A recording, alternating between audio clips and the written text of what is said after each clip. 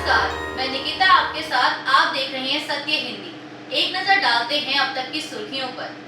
America के राष्ट्रपति Donald Trump के करीबी सहयोगी स्टीफन मिलर ने भारत पर रूस से तेल खरीदकर यूक्रेन युद्ध को फंड करने का गंभीर आरोप लगाया है।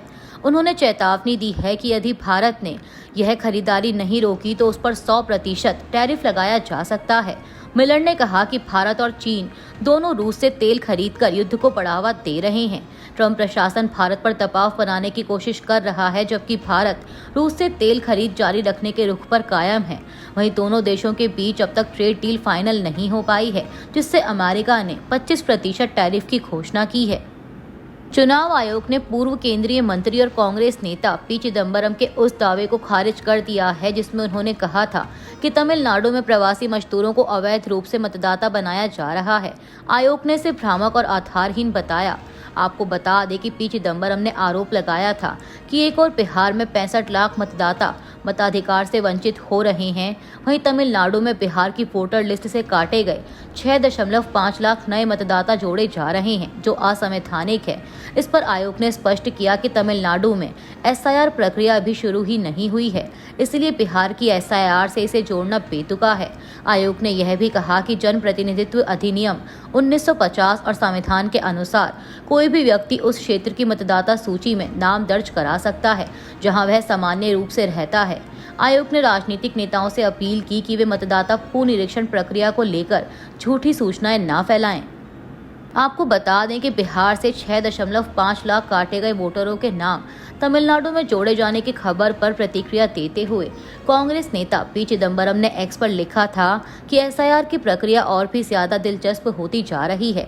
बिहार में जहां 65 लाख मतदाताओं पर मताधिकार से वंचित होने का खतरा मंडरा रहा है, तो वहीं तमिलनाडु में 6.5 लाख लोगों को मतदाता के रूप में जोड़ने की खबरें चिंताजनक और स्पष्ट रूप से अवैध हैं। कांग्रेस नेता ने कहा कि उन्हें स्थायी रूप से प्रवासी कहना प्रवासी मजदूरों का अपमान है और तमिलनाडु के मतदाताओं के अपनी पसंद की सरकार चुनने के अधिकार में घोर हस्तक्षेप है। उन्होंने कहा कि प्रवासी मजदूरों को राज्य विधानसभा चुनाव में मतदान करने के लिए बिहार या अपने गृह राज्य क्यों नहीं लौटना चाहिए, जैसा कि वे आमतौर पर करते हैं। क्या प्रवासी मजदूर छठ पूजा के समय बिहार नहीं लौटते? मतदाता के रूप में नामांकित होने के लिए व्यक्ति के पास एक स्थायी कानूनी घर होना चाहिए। प्रवासी मजदूर का बिहार या किसी अन्य राज्य में ऐसा घर है, वह तमिलनाडु में मतदाता के रूप में कैसे नामांकित हो सकता है? यदि प्रवासी मजदूर के परिवार का बिहार में स्थायी निवास है और वह बिहार में ही रहता है, तो उसे तमिलनाडु में स्थायी रूप से प्रवासित कैसे माना जा सकता है? पी चिदम्बरम ने आगे लिखा कि चुनाव आयोग अपनी शक्तियों का दुरुपयोग कर रहा है और राज्यों के चुनावी चरित्र और पैटर्न को बदलने की कोशिश कर रहा है। उन्होंने कहा कि शक्तियों के इस दुरुपयोग का राजनीतिक और कानूनी रूप से विरोध किया जाना चाहिए। बिहार में चल रही एसआईआर यानी स्पेशल इंटेंसिव रिवीजन प्रक्रिया को लेकर विपक्षी गठबंधन इंडिया ने एकजुट मोर्चा खोल दिया है। नेता प्रतिपक्ष राहुल गांधी 7 अगस्त को दिल्ली स्थित अपने आवास पर विपक्षी दलों की डिनर मीटिंग की मेजबानी करेंगे, जिसमें एसआईआर के खिलाफ साझा रणनीति तय की जाएगी। यह बैठक 24 जून 2024 के बाद विपक्षी गठबंधन की पहली प्रत्यक्ष मुलाकात होगी। वहीं अगले दिन यानी 8 अगस्त को सभी दल मिलकर चुनाव आयोग मुख्यालय तक विरोध मार्च करेंगे। विपक्ष का आरोप है कि बिहार में वोटरों के नाम बड़े पैमाने पर हटाकर वोटबंदी और साइलेंट इनविजिबल रिगिंग की जा रही है। सरकार ने इस मुद्दे पर संसद में चर्चा से इनकार किया है, जिस पर विपक्ष भड़का हुआ है। टीएमसी नेता डेरेक ओब्रायन ने भाजपा पर हमला बोलते हुए कहा कि वे बहस से डरते हैं और संसद को बाधित कर रहे हैं। विपक्ष ने संकेत दिया है कि जब तक संसद में बहस नहीं होती, मानसून सत्र ठप रह सकता है। इंडिया गठबंधन की बैठक में शामिल होने के लिए शिवसेना यूबीटी प्रमुख उद्धव ठाकरे 6 से 8 अगस्त तक दिल्ली दौरे पर रहेंगे। पार्टी नेता संजय राउत ने बताया कि राहुल गांधी ने उन्हें विशेष आमंत्रण भेजा है। बैठक में उद्धव ठाकरे महाराष्ट्र में हिंदी थोपने, विधानसभा चुनावों में अनियमितताओं और भ्रष्टाचार जैसे मुद्दे उठाएंगे। ठाकरे ने महाराष्ट्र सरकार पर मराठी भाषा को कमजोर करने और भ्रष्टाचार में लिप्त मंत्रियों को बचाने का आरोप लगाया। उन्होंने भ्रष्टाचार के आरोपों का सामना कर रहे मंत्रियों को बर्खास्त न करने के लिए देवेंद्र फडणवीस को असहाय मुख्यमंत्री करार दिया और शिवसेना के मंत्रियों संजय शिरसाट, संजय राठौड़ और योगेश कदम के इस्तीफे की मांग की। दिल्ली पुलिस द्वारा बंग भवन को भेजे गए एक पत्र में बांग्ला को बांग्लादेशी राष्ट्रीय भाषा कहे जाने पर राजनीतिक विवाद खड़ा हो गया है।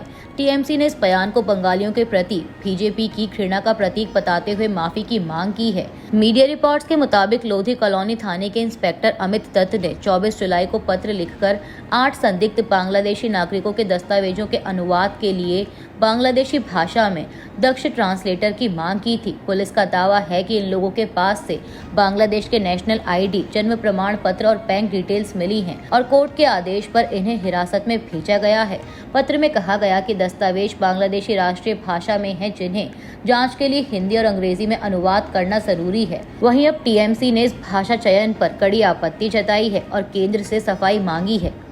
बिहार में नेता प्रतिपक्ष Tejashwi Yadav 2 voter ID card के मामले में घिरते नजर आ रहे हैं। पटना के दीघा थाने में वकील राजीव रंजन ने उनके खिलाफ शिकायत दर्ज कर कार्रवाई की मांग की है। आरोप है कि तेजस्वी ने एक ही विधानसभा क्षेत्र के लिए 2 मतदाता पहचान पत्र बनवाए हैं, जो कानूनन अपराध है। चुनाव आयोग ने भी तेजस्वी को नोटिस भेजकर उस ईपीआईसी कार्ड को जांच के लिए सौंपने को कहा है, जिसे उन्होंने प्रेस वार्ता में दिखाया था। आयोग का दावा है कि वह ईपीआईसी कार्ड आधिकारिक रूप से जारी प्रतीत नहीं होता है। फिलहाल पुलिस मामले की जाँच कर रही है। श्रीनगर एयरपोर्ट पर 26 जुलाई 2025 को हुई मारपीट की घटना का वीडियो सोशल मीडिया पर वायरल होने के बाद स्पाइस जेट और भारतीय सेना ने सफाई दी है। एयरलाइन के मुताबिक दिल्ली जाने वाली फ्लाइट SG386 के बोर्डिंग गेट पर एक वरिष्ठ सेना अधिकारी ने 4 स्टाफ से मारपीट की, जिसमें एक कर्मचारी की रीढ़ की हड्डी में फ्रैक्चर और दूसरे के जबड़े में गंभीर चोट आई।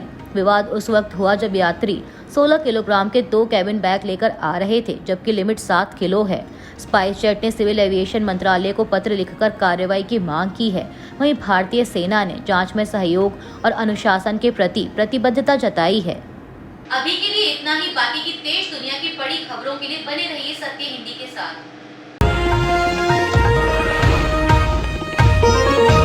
Copyright disclaimer under Section 107 of the Copyright Act 1976. Allowance is made for fair use for purposes such as criticism, comment, news reporting, scholarship, and research. Fair use is a use permitted by copyright statute that might otherwise be infringing.